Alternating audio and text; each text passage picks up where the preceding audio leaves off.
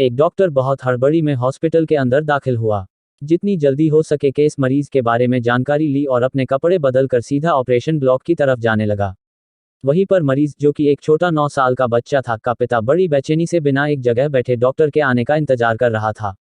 पिता ने जैसे ही डॉक्टर को आते हुए देखा वो अपने काबू में न रहा और उन पर चिल्लाते हुए बोला, कैसे डॉक्टर हो तुम? तुम्हें अपनी जिम्मेदारी का कोई एहसास भी है या नहीं? क्या तुम नहीं जानते मेरा बेटा मौत से लड़ रहा है? डॉक्टर शांत और थोड़ी सी स्माइल वाले चेहरे के साथ बोला, देरी के लिए माफी चाहता हूँ लेकिन मैं अस्पताल से काफी दूरी पर था और कॉल मिलते ही मैं जितना जल्दी आ सकता था उतनी जल्दी आया हूँ। अब आप थोड़ा शांत रहिए और मुझे अंदर जाने दीजिए ताकि मैं अपना काम कर सकूं। पिता डॉक्टर की बातों से और चिढ़ गया और बोला, शांत रहूं?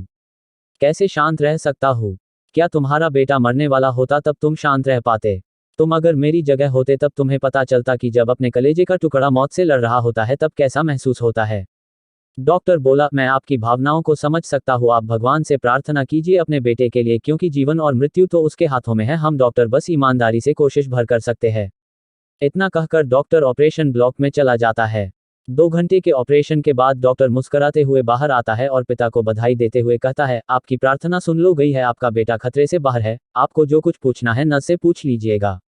और इतना कहकर जितनी तेजी से वो अस्पताल आया था उतनी तेजी से वहां से चला जाता है। बच्चे का पिता अपने बच्चे की खबर सुन खुश हो जाता है लेकिन डॉक्टर का ऐसा घमंड देखकर उसे अंदर ही अंदर कोस रहा होता है।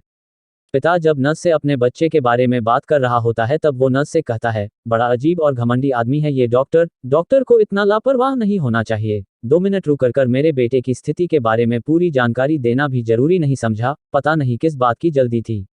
इतना कहकर जब उसने नर्स की तरफ देखा तो नर्स की आंखों में आंसू थे। वो बोली, परसों एक एक्सीडेंट में उनका बेटा मारा गया है और आज उसका अंतिम संस्कार है। वो वही थे जब उनको हमने ऑपरेशन के लिए कॉल किया था। अब जाकर वो उसका अंतिम संस्कार पूरा करेंगे।